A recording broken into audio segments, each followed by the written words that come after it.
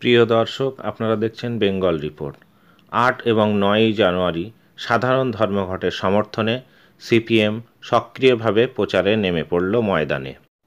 বৃহস্পতিবার দুপুরে বসিরহাটের কলেজ মোড় থেকে বোটঘাট পর্যন্ত এক মিছিলের আয়োজন করে সিপিএমের পক্ষ থেকে।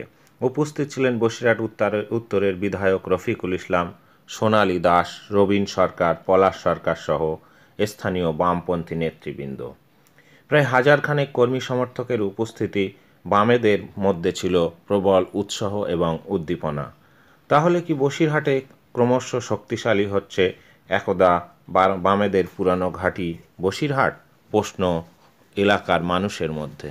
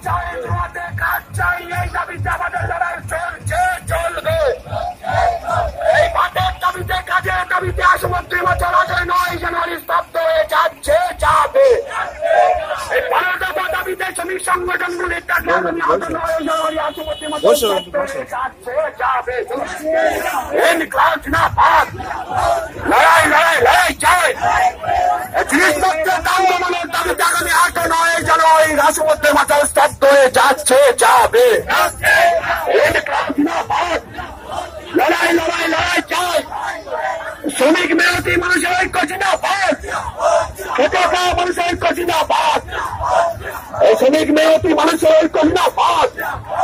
কেন্দ্রীয় ট্রেড ইউনিয়ন এবং ফেডারেশনগুলির যৌথ আহ্বানে আগামী ৮ ও ৯ জানুয়ারি দেশব্যাপী সাধারণ ধর্মঘট স্থাপন করুন।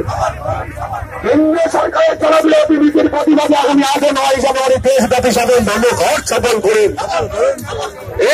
জিন্দাবাদ, লড়াই লড়াই লড়াই চাই, লড়াই লড়বে কে?